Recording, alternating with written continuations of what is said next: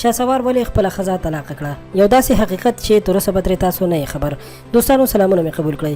د دې خبر نه به تاسو خبر یې چې شهسوار خپل ښځه طلاق کړې ده، خو له دې نه به نه خبر چې ولې طلاق کړه. څو ورځې وړاندې شهسوار په خپله یو لایو ویډیو کې ویلي و چې زه خپلې ښځې ته طلاق ورکوم.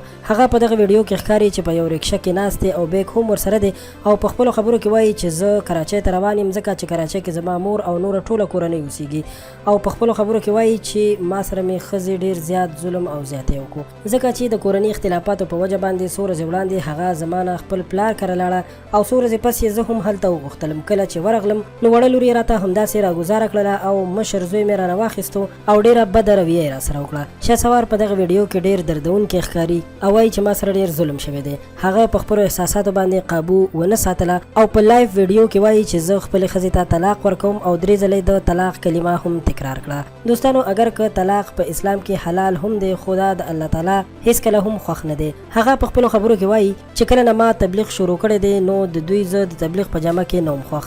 هغه وایي چې زما د ښځې کېدای شي هغه شهسوار خوښ و چې څو کاله وړاندې و او سندرې به یې ویلې او د کله نه مې چې تبلیغ شروع کړی نو کېدای شي چې زه د ښځې په دې جامه کې نه وم خوښ، نو د دې وجې نه یې ما سره لانجې او جنجالونه شروع کړل.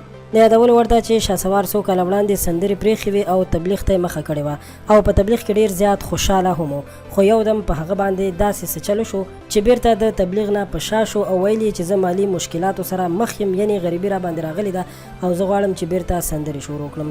ږیره یې هم وهله او پټکی هم لرې کړو چې د تبلیغ په دوران کې به هغه ډېر ښایسته پټکی هم وهلی و او ږیره یې هم پرېښې وه.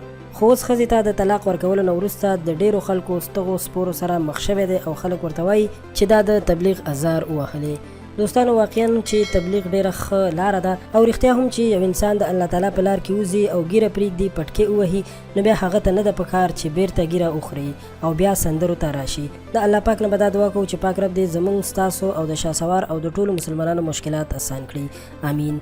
دوستانو ویډیو در سره لایک کړئ او زموږ چینل هم سبسکرایب کړئ. مننه کوم، بریالي اوسئ، خوشحاله اوسئ.